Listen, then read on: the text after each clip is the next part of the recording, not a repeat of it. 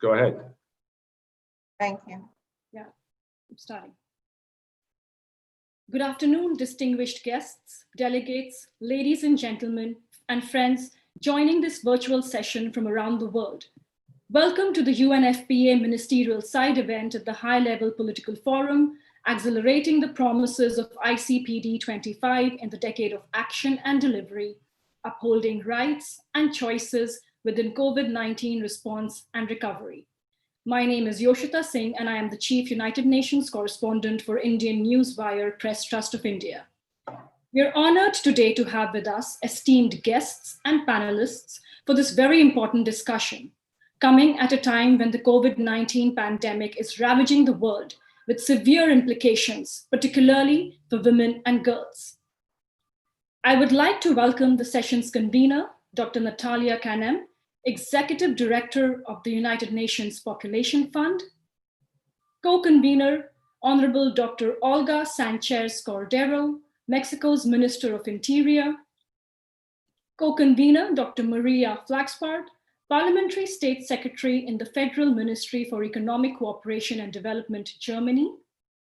Our esteemed panelists joining us today are Honorable Cynthia Morrison, Minister for Gender, Children and Social Protection, Ghana, Mr. Michael Sheldrick, co-founder and Chief Policy and Government Relations Officer, Global Citizen, Ms. Laurent Kabasele, President of Afriya, East and Southern Africa, and Dr. Faisal El-Kak, former President of the Lebanese Society for OBGYN and Vice President of FIGO. A warm welcome to all of you and thank you for your time. We will first hear from our convener and co-conveners who will have the floor for 5 minutes each for their opening remarks. Now, without any further delay, I would like to invite Dr. Kanem to set the stage for our discussion today. Dr. Kanem, you have the floor, please. Thank you. Thank you so much. Distinguished guests, panelists, colleagues, friends joining on YouTube, a warm welcome to everyone. I'm very delighted to open our important dialogue to accelerate action on ICPD25.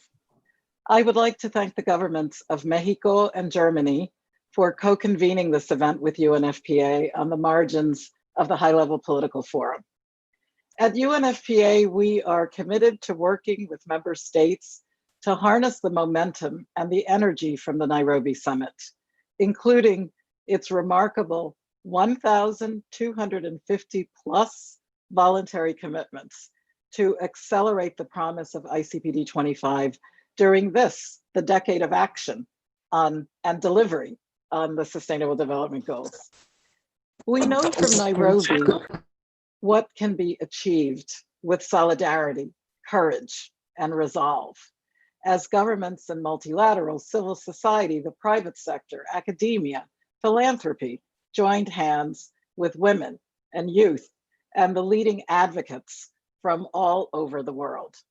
Yet today, our resolve is being tested once again as we confront the COVID crisis.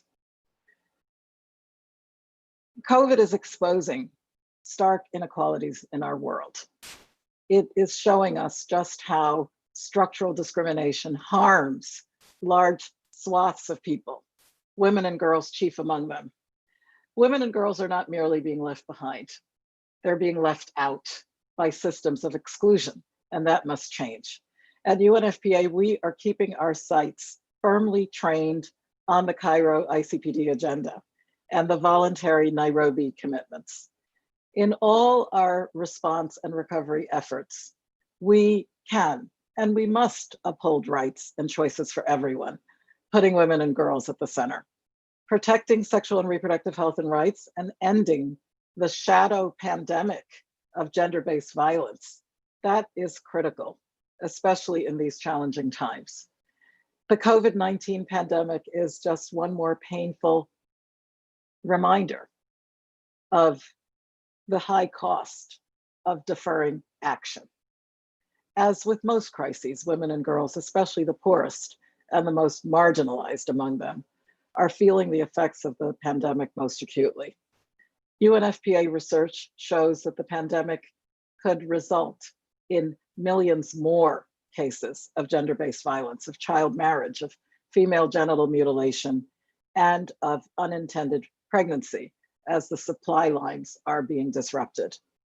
The impact of COVID will likely hamper global efforts to achieve the 3 zeros: the 0 unmet need for family planning and contraception, 0 preventable maternal deaths, and 0 gender-based violence, in which we include harmful practices done against the will of women and girls. So by 2030, the deadline for the SDGs, there is a lot to do. We have projected that the pandemic may cut global progress towards ending gender-based violence by at least a third. And they're not just numbers. Every data point, that's a woman, that's a girl, it's a daughter, a sister, a mother, whose life is going to be harmed by the disruptions in services and the denial of her human rights. And that's why we don't stand by and just let the trajectory of so many lives be negatively changed forever. Excellencies, distinguished guests, every day, the scale of the pandemic and the consequences become more alarming, and we risk jeopardizing those hard-won development gains that we made and promised in the 2030 agenda. And even before the crisis, the progress on the SDGs, we must admit, had been deeply uneven. So now I think we redouble efforts, we take full commitment, we collaborate, and we do our best to mobilize. Women and girls cannot wait. UNFPA will continue to take urgent action together with our partners. Through our global response plan for COVID-19, we are working to ensure that every pregnant woman can give birth safely, that midwives are protected, and that communities are able to respond swiftly to the dangers of gender-based violence. And we do face daunting challenges, but I see unprecedented opportunity as well. Secretary General has said, build back better, with health systems that need to be more gender responsive and rights-based. So please let us all commit to be more inclusive, sustainable, to be more just as we look to that resilient future, keeping the ICPD Programme of Action as our guiding star. Thank you very much. Back to you, Yoshita.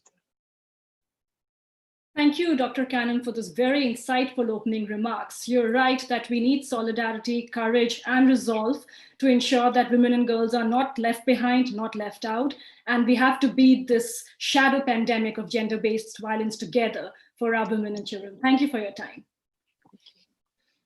I would now like to invite Honorable Minister Dr. Cordero for her remarks. You have the floor, please, Minister.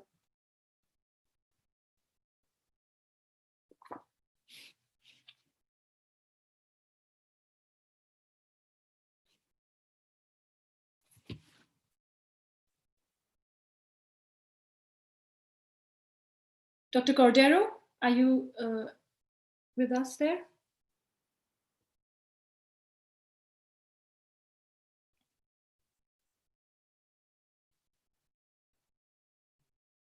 It seems her microphone is mute, no? Okay, we'll come back to Dr. Cordero. It's now my pleasure to invite the Honorable Dr. Maria Flaxbart to give her opening remarks, please. Dr. Maria, you have the floor. Thank you. Thank you very much. Good evening to everybody. Esteemed Dr. Kanem, esteemed Dr. Cordero, esteemed panelists, and ladies and gentlemen, I'm really delighted to be able to convene this very important event. Nairobi was just around the corner, where we reconfirmed our commitment to the Cairo Programme of Action. Now, just a few months later, the need for accelerated action has become even more urgent. The lives of many hundreds of thousands of women and children, if not even millions, are at risk. The options for women to give birth in a safe place and with professional assistance are limited. And so are routine care and treatment of newborns to give them a healthy start in life. Many more girls and women are seeing their right to make their own choices being undermined as they have only limited access to contraceptives or no access at all. 47 million women could lose access to contraception, resulting in 7 million unplanned pregnancies. Here we must put a particular focus on the most marginalized women and girls and ensure we do not leave behind girls and women who are disadvantaged because of living in remote or unserved areas due to their social or economic status or for other reasons. This crisis is putting them in even more vulnerable situation. It is a fact we cannot ignore. The COVID-19 pandemic exacerbated the inequalities women and girls were already facing prior to the outbreak, and it puts millions more at risk.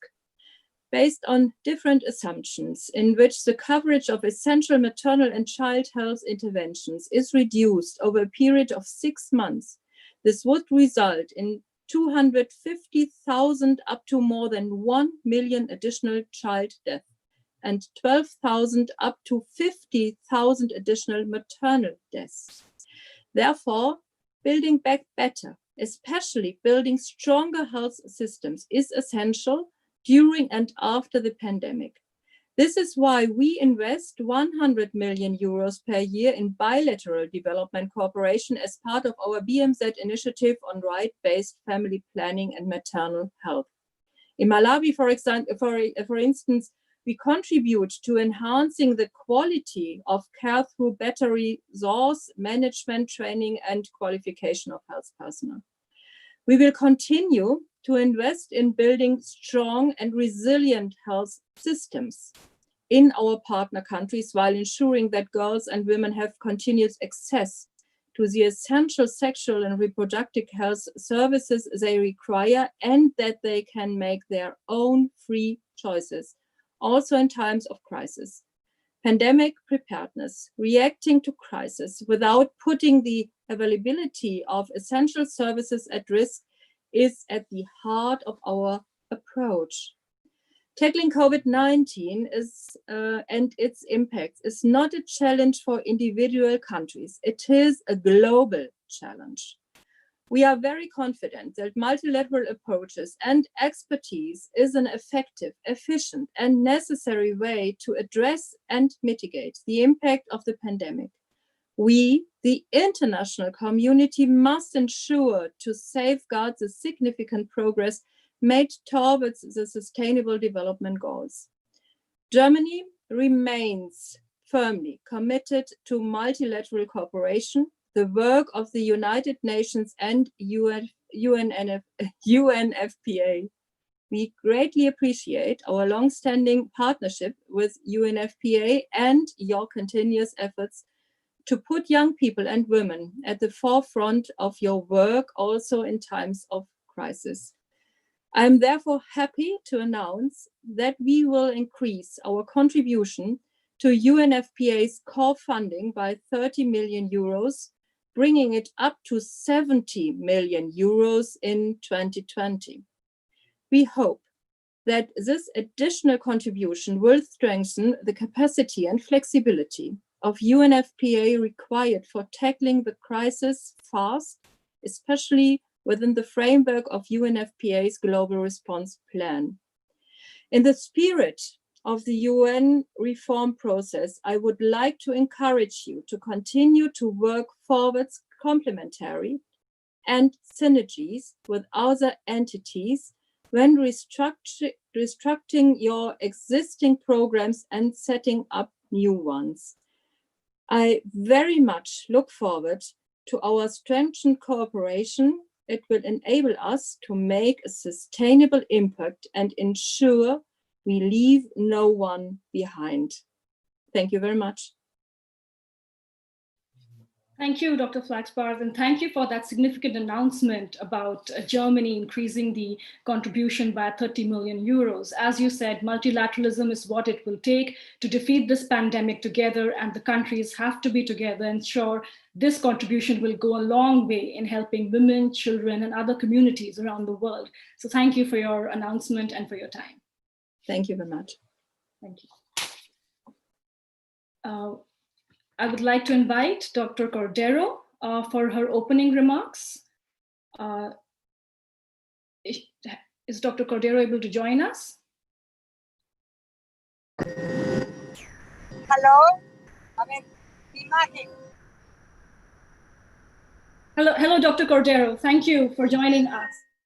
You have the floor for the opening remarks, please. Thank you.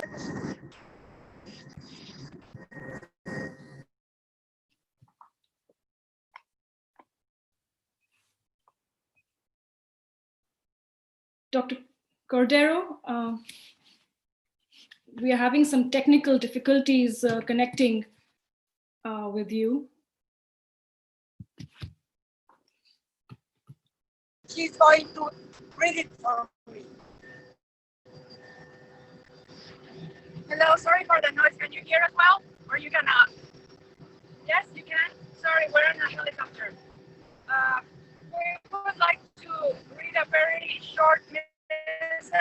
I'm gonna take out the camera so I can read it to you. It's a message from the Ministry Secretary. In Mexico, we do reject categorically violence based on gender, historically against women. Plenty aware of the situation, the Mexican government, through the General Health Council, has decreed that in the framework of the pandemic, every action comprised by public institutions providing services to women, girls, and teenagers must be maintained as essential activities. Said activities are duly coordinated by a strategical group integrated by institutions of the Mexican government, whose actions are entrusted to attempt violence with a human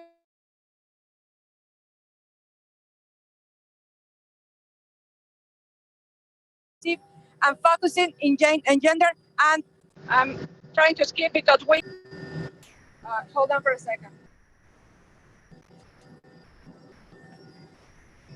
Moreover, several actions have been fostered in this respect.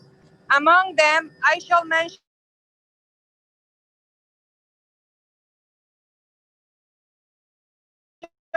four. Firstly, a comprehensive program. Hold on, I missed that. Hold on.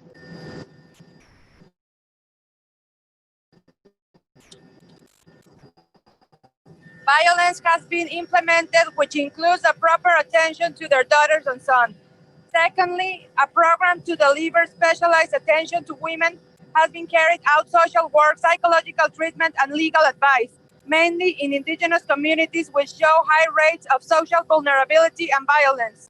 Thirdly, taking into consideration that patriarchy is a deep-rooted element, a communication strategy has been placed aimed in promoting the culture of peace and respect, and solidarity as well, family integration, and equality through messages that refer the co-responsibility in the household activities which have no remuneration at all. Lastly, we have strengthened the institutional capacity by improving online services that may help and assist women living situations of violence. Another important phenomenon in the pandemic, which must be carefully attended,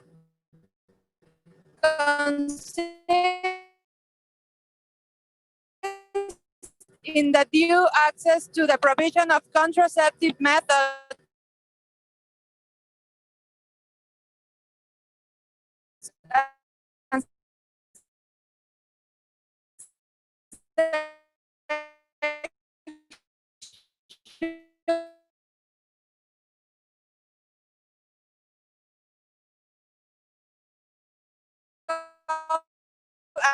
and reproductive health. To address this situation, we have implemented coordinated actions to guarantee the provision of contraceptive of sexual health. Thus, considering that not as a result of acts of violence, but from a conscious and free will of every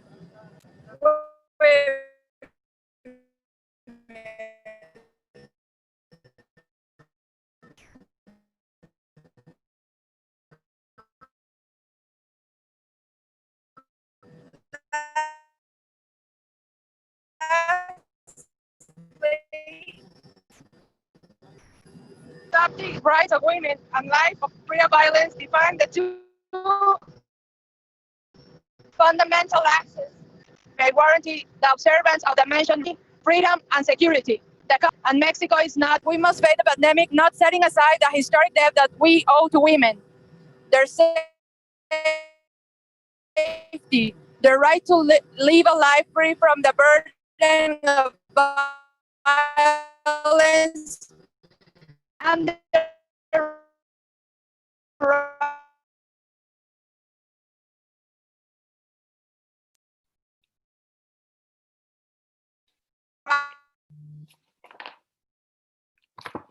right to receive adequate services of sexual and contraceptive health are no doubt specific goals that we must lead during and after commitment. I'll give the floor to the Minister of Interior, Ms. Sanchez Cordero.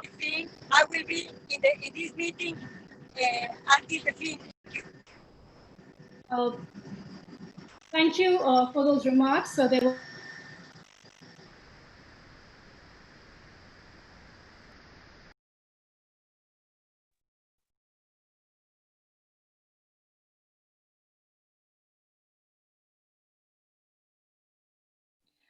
thank you for those remarks. I believe the minister had to urgently board a helicopter, bringing her back to Mexico City, and we hope that she'll be able to join us again.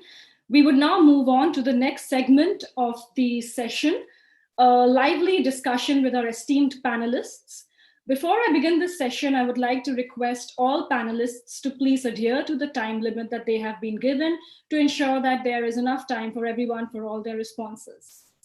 I would like to begin with Honorable Cynthia Morrison from Ghana. Has she joined us?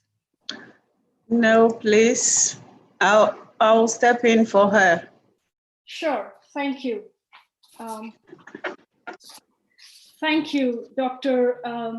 So we have, yes, we have Dr. Afisa Zakaria, the Chief Director of Ministry of Gender, Children and Social Protection, Ghana. Thank you for your time. Thank you, Madam. Your Excellencies, distinguished guests, I'm representing the Minister for Gender, Children and Social Protection of Ghana. So far, the government of Ghana has put in measures to a large extent to ensure the safety of all Ghanaians, including women and children, and in particular vulnerable populations. In the heat of the pandemic, when a partial lockdown became necessary, we provided food and shelter for all vulnerable groups, majority of whom are women and girls. The Kaya, that's marginalized headquarters. For example, they were given shelter at a particular location just to ensure that they were safe and had access to hygiene protocols and essential items. There was also close collaboration with the Domestic Violence and Victim Support Unit of the police, including training of market paralegals to expand the referral pathway in case of domestic violence during the lockdown, and to keep our eyes on the ball on a broader women and girls' rights issues, which will help us to mitigate such crises better. The Ministry of Gender, Children and Social Protection, which Honorable Cynthia Mamle Morrison is representing, recently held an event to disseminate the report of Ghana's Regime Plus 25 to assess the country's work in protecting women and girls. Our effort to stem out child marriage is also on course steadily, with a recent review of the implementation of adolescent pregnancy strategy.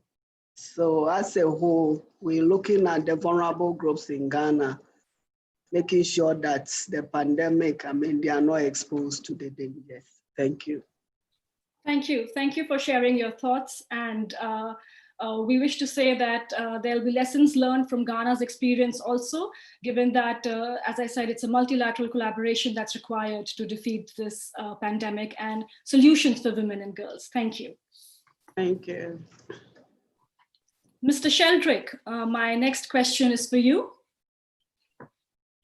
Can you tell us more about Global Citizens' innovative model of social change to promote justice, equity, and the ICPD agenda, and what Global Citizen has been doing to mitigate the effects of COVID-19? Please limit your response to 2 minutes. Thank you, Mr. Sheldrick.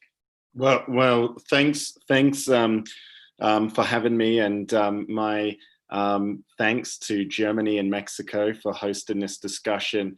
You know, for Global Citizen, you know, we always believe in the ideals of POP meets policy. And what I mean by that is, you know, the only way we're going to make progress on these issues is if we can mainstream these issues and get ordinary citizens engaged. We believe that ultimately the citizen can be the fundamental agent of change, especially when it's in terms of holding governments and other decision makers accountable.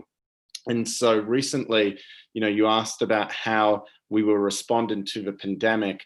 Well, we know that the pandemic's impact, you know, it's having an impact on governments and countries, you know, all around the world, but in particular, it's having a disproportionate impact on marginalized communities, including women and girls. And of course, the secondary effects, you know, we know 71 million people, according to latest reports, are set to be pushed back into poverty. We also know that sexual and reproductive health and rights, as it has always been the case in past years, and is going to be even more important as we build back better, it's going to be fundamental to addressing the issue of poverty. And so for us, you know, we were recently asked by the president of the European Commission, Ursula von der Leyen, if we could host a campaign and summit called Global Goal Unite for Our Future. And so just a few weeks ago, we held a summit, followed immediately afterwards by a concert, and to return to the ideal of POP meets policy. The idea was to mainstream these issues, get ordinary citizens engaged, and give them a platform to take action.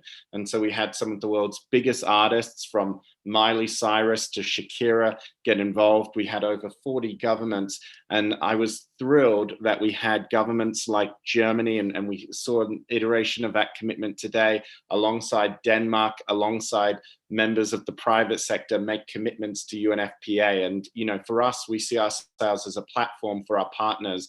And, you know, I give my full congratulations to UNFPA, because I think in times of crisis like this, you need a clear message, a clear ask for governments to respond to. And what that meant is we were able to see strong commitments to it. So I thank again Germany for their generous support, and the other governments as well.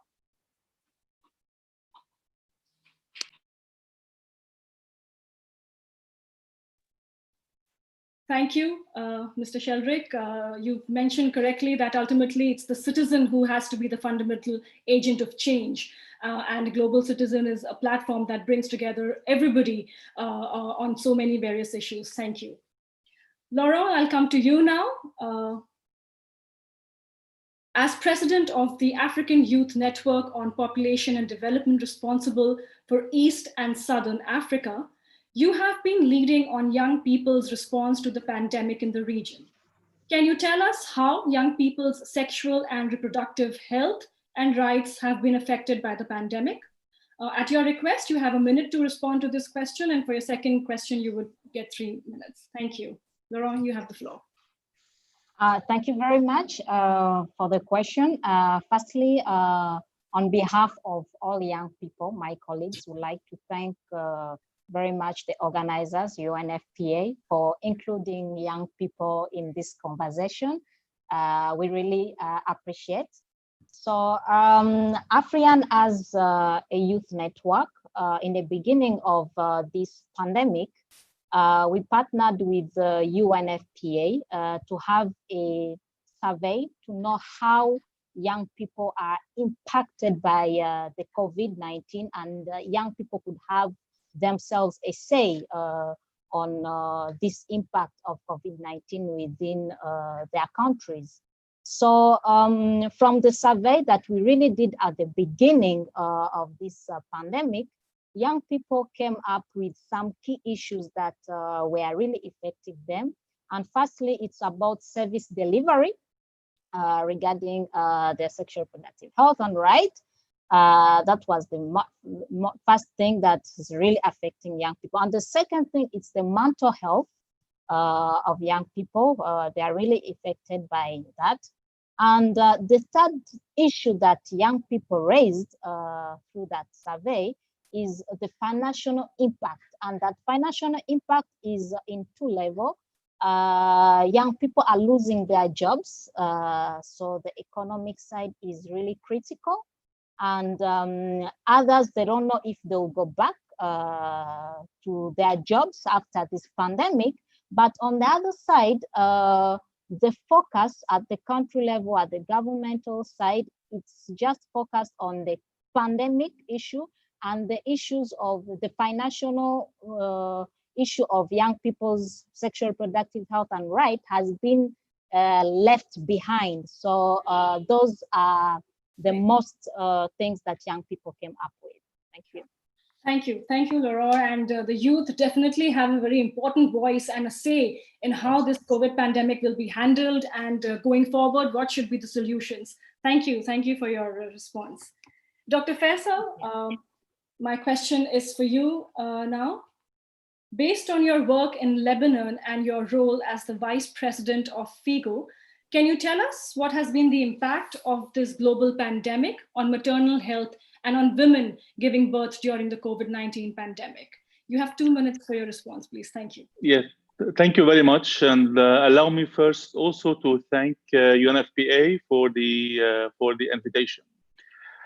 Fortunately, we have mobilized early on against COVID and to cope with COVID as a government, as also a society of OBGYN, and in collaboration with UNFPA in Lebanon, have been very supportive.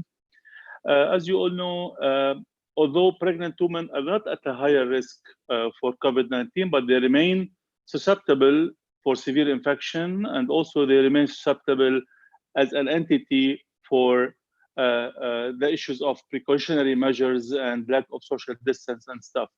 But what we have noticed, the effect of the COVID-19 is that there is a medical effect on women who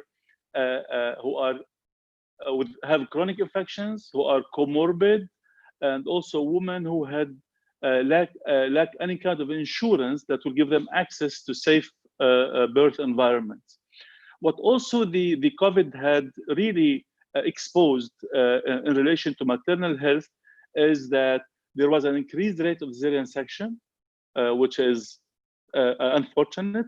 There was also a confusion at the level of a provider being really faced with the sudden impact of COVID-19, not knowing how to handle that and what to do and stuff. And that's why the first thing we did here is to create a national committee that will provide advocacy guidelines, that will provide algorithm that will help doctors to take care of this. But yet, pregnant women, also continue to have psychological issues, stress resulting from fear of interruption of care, stress resulting from fear of home birth, and lack of skilled attendance.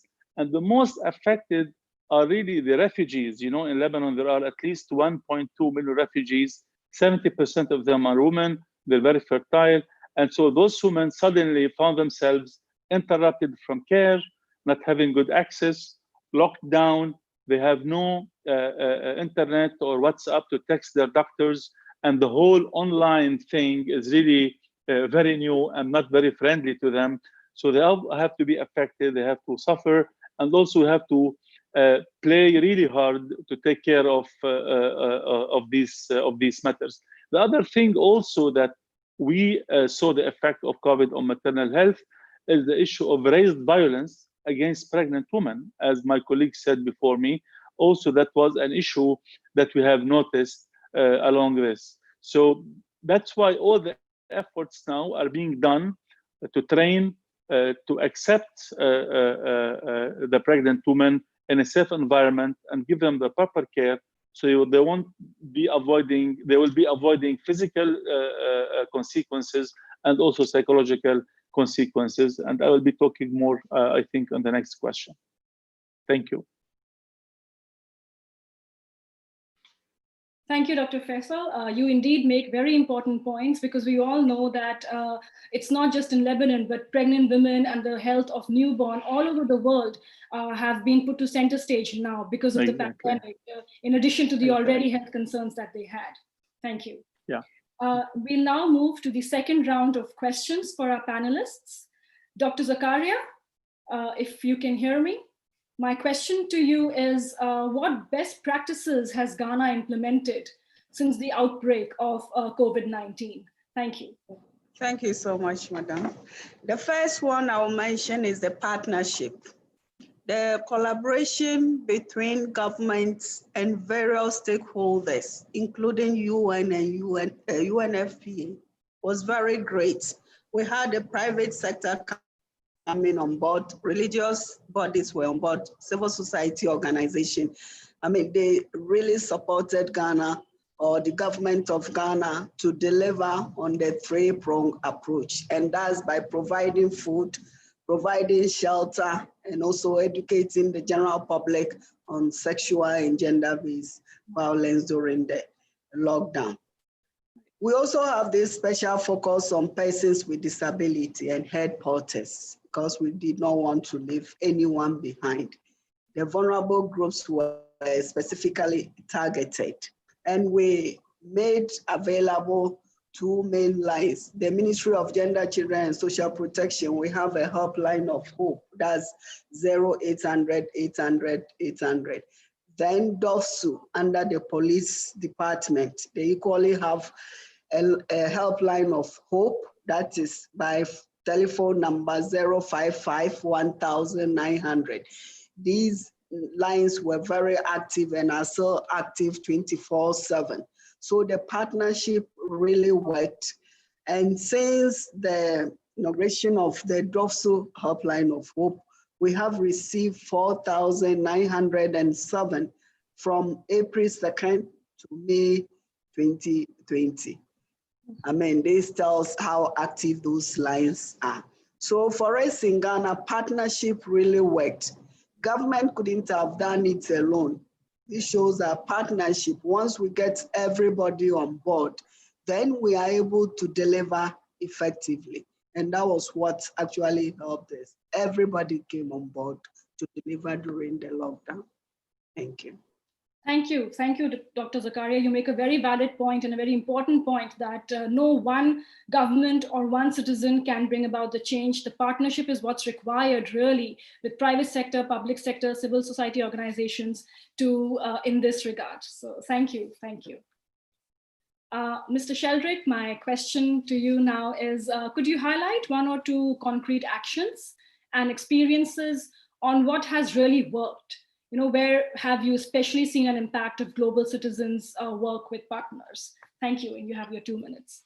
Yeah, thanks for that. You know, we often say at Global Citizen that the reason why we are so supportive of UNFPA and this issue, and I think it really speaks to you know, the energy of Global Citizens, is as well as it being just the smart thing to do and the right thing to do, and the fact that we're at this inflection point in history, really, where we have a real moment to mark a turning point and end extreme poverty through empowering women and girls. You know, we also find that it's time, like Global Citizens, when we give them actions to take, and we have millions of members around the world, we find that they are 3 times more likely to take an action related to women and girls. It shows that this is an issue deeply ingrained to citizens everywhere. People see the fundamental injustice, and people believe that every girl, no matter where they are in the world, should have access to their rights, and these rights should be met and fulfilled and supported. And so an example is last year in the lead up to the Nairobi summit, you know, when we were trying to encourage governments to pledge, you know, we saw over 200,000 global citizens, for instance, petition the government of the United Kingdom, which helped support their efforts to make a significant commitment into UNFPA supplies. And that's important, because at the end of the day, you know, we can blame the politicians, but look, to some extent, you know, politicians, we have to give them permission to spend what is in the end our money as taxpayers. And so having citizens petition, advocate to their governments is important. You know, another recent example of how we focus on change is, you know, it's great to have all of these commitments made. And I mentioned earlier commitments to the governments, from the governments of Denmark and Germany. But at the end of the day, accountability is crucial to delivery. And so one of our big focuses is actually holding governments to account. And if you look at one of our recent campaigns this year, you know, it was the Together at Home campaign, which was supporting frontline health workers. You know, we saw over 127 million pledged by the private sector, by philanthropists. You know, I can report that of the money, for instance, that was pledged to the World Health Organization, 95% of that has been delivered, with the final tranche set to be released on the 1st of August. And what we do is we ruthlessly follow up with governments, follow up with the private sector, follow up with philanthropists. And if they follow through, we will applaud them. But otherwise, you know, our global citizens aren't afraid to get back on Twitter, get back into email, you know, tweet and petition in their local elected officials, because that's what it ultimately is going to take in order for everyone to deliver and meet the, to achieve the unmet need of women and girls everywhere around the world. Right. No, definitely. Very, very important point, Mr. Sheldrick. I mean, that's the power of the citizenry, right? I mean, it's the citizens who can bring the change that they want to see in the world, and not just the politicians, the governments. Thank you. Thank you for that very important intervention. Thank you. Ms. Kabasele, I come back to you now. What have been the actions implemented by and with young people to contribute to the pandemic response and promote adolescent sexual and reproductive health rights during this challenging time? You have 3 minutes for your response for this question. Thank you. Thank you very much. As I mentioned in the first question that we started with a survey to have the voice of young people. And from the responses that our colleagues, young people gave, we came out with some strategies. The first strategy was we worked in partnership again with the UNFPA to bring together some parliamentarians and engage them on the prioritization of the issues of sexual reproductive health and rights of young people within our different countries. And there were some parliamentarians, for example, there was the parliamentarian from Zimbabwe, Eswatini, and now we are planning to have more. And there were really good interactions with young people during that time. But we didn't end from there. The second strategy, again, where we did still the partnership with UNFPA, but also with other UN agencies, was to start organizing webinars to connect with the young people around the region, East and Southern region, and involve them in the COVID response. So during those different webinars, we have solved some thematic areas. For example, the continuation of service delivery, as it was mentioned in as an issue. And the second issue we discussed on was on CSE issue during this COVID-19 period, but also the mental health and the economic impact as it was mentioned. So ourselves could come with some solutions. But we know that other young people don't have access to internet, and we couldn't leave young people who don't have access to internet behind the times of living now and behind. So we had community outreach, but this community outreach was done through existing structures that we already have. But also in some countries like Namibia, we have been joining young people by respecting the WHO restriction and the government restriction, where we could join 10 young people. In DRC, it's 20 young people that we could join and talk with them. So those are what we have been doing at the community outreach. But the last issue is that we couldn't forget that it's very important, where AFRIAN, in partnership with YACT, have written a proposal on youth power on strengthening Africans' COVID-19 response and beyond, because we can't see just now, but we have to see the beyond through the meaningful engagement of young people. So, and that one we are talking about the beyond is the accelerating of action on ICPD. We don't have to forget that, and the drive of youth-led social accountability for ICPD commitment that was done in Nairobi, and that proposal has been sent to UNFPA that will be supporting us, because we will have to see the beyond COVID-19. So those are the main actions that AFRIAN and other young people from different networks have been putting in place. Thank you. No, thank you. Thank you for that incredible work. And as you said, that the pandemic has just sort of brought to the fore the digital divide that exists. Not every youth has access to technology, and this will also be building back forward, right? When we move from the pandemic, this will be one of the challenges that nations have to address going forward for the youth and other communities. Thank you. Thank you. Dr. Faisal, I'm back for a question with the question for you is that what have we learned and what interventions have worked? Given your experience, what are some recommendations to strengthen health systems, particularly with regards to sexual and reproductive health and rights? Thank you. Thank you. Well, what we have learned is one clear thing is that we have to put health first. And we have to strengthen health systems. Every time we have to say this. The second thing is we work at the national level as providers. You know, we are provider of women healthcare.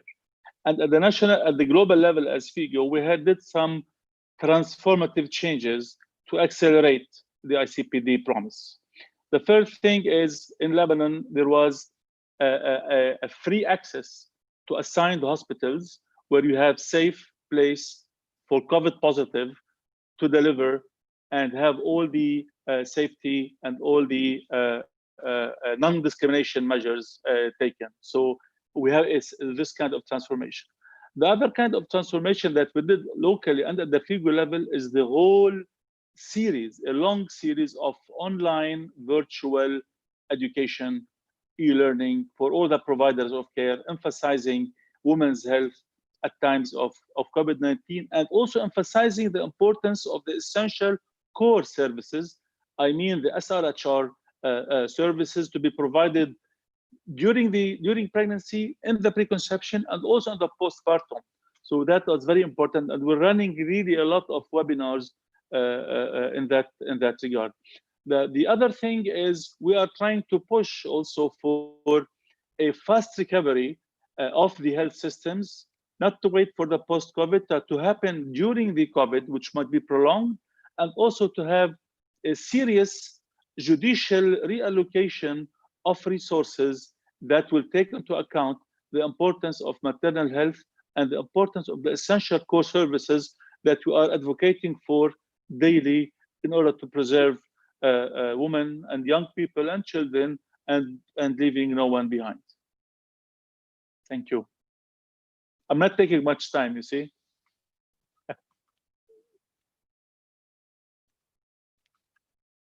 No, thank you to all the panelists. They are really sticking to the time and making such important remarks that we're all learning from this discussion. And thank you, you made this very important point of putting health first. We don't have to wait for another COVID pandemic to realize what deficiencies there are in the health system, but we should learn from this so that we build back better, stronger in the future. So this brings us to the end of our panel discussion. Thank you to all our panelists for the very informative and pertinent responses. Thank you. And we've all learned that it's going to take multilateral collaboration, private sector, youth, and civil society organizations to really come together to defeat this pandemic and to defeat the challenges that face us. Thank you. Thank you. Thank you. Thank you. Thank you. Thank you. Bye-bye. Bye-bye. Bye. So I would like to call on. No, don't leave now. I would like to call on the Mexico's Minister of Interior, Dr. Olga, if she's with us, to give her response, please.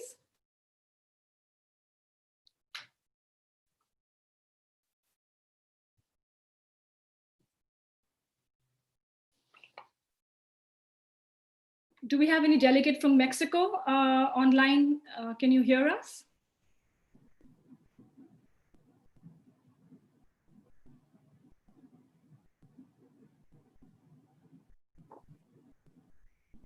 Okay, so then I would like to invite Dr. Natalia, please, to give her closing remarks to this session. Dr. Natalia, you have the floor, please. Thank you. Thank you so much, Yoshita. Excellencies, dear friends, outstanding panelists. And I believe we've heard an excellent discourse about what it is that ICPD25 actually means on the ground in that clinic to women and girls. So I would like to thank you all. And again, big thanks to our co-conveners, Mexico and Germany. It's a pity that the minister had to urgently get on that helicopter, but she made really good points and they've submitted the remarks so that we will have the ability to share them. I'd also like to acknowledge and thank our sign language interpreters, very important for this convening. I would like us all to learn the new lessons that COVID is bringing to the table, to adopt new ways and reimagine how the world is going to mobilize to keep those promises that were made from Cairo straight through to Agenda 2030. The ICPD Programme of Action is right at the heart of development, of peace, of building back better.